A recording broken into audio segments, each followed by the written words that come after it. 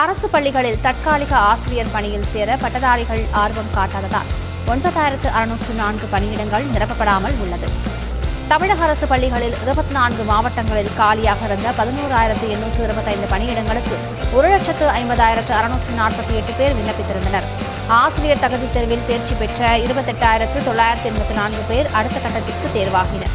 இதில் 2,069 பட்டதாரி ஆசிரியர்களும் முதுகலை ஆசிரியர்கள் 152 பேரும் நியமனம் செய்யப்பட்டிருக்கின்றனர். 10ஆம் வகுப்பு பொதுத் தேர்வு எழுத உள்ள மாணவர்களுக்கு கற்பிக்கும் பட்டதாரி ஆசிரியர் பணியிடங்களில் 4,910 இடங்கள் காலியாக இருந்தும் 2,069 பேர் பணியில் சேர்ந்திருக்கின்றனர். 11, 12ஆம் வகுப்பு பொதுத் தேர்வு எழுத உள்ள மாணவர்களுக்கு கற்பிக்கும் முதுகலை பட்டதாரி ஆசிரியர் பணியில் 2,559 இடங்கள் காலியாக இருந்தும் 152 பேர் மட்டுமே பணியில் சேர்ந்திருக்கின்றனர். தொடக்க கல்வித்துறையில் இடைநிலை ஆசிரியர்கள் நியமனம் குறித்த தகவல்கள் வெளியாகவில்லை.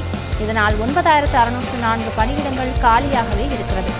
தனியார் பள்ளிகளை விட குறைவான சம்பளம், பணி பாதுகாப்பு இல்லாத சூழல் போன்ற காரணங்களால் தற்காலிக ஆசிரியர் பணியில் சேர்வதற்கு ஆர்வம் காட்டவில்லை என்று கூறப்படுகிறது.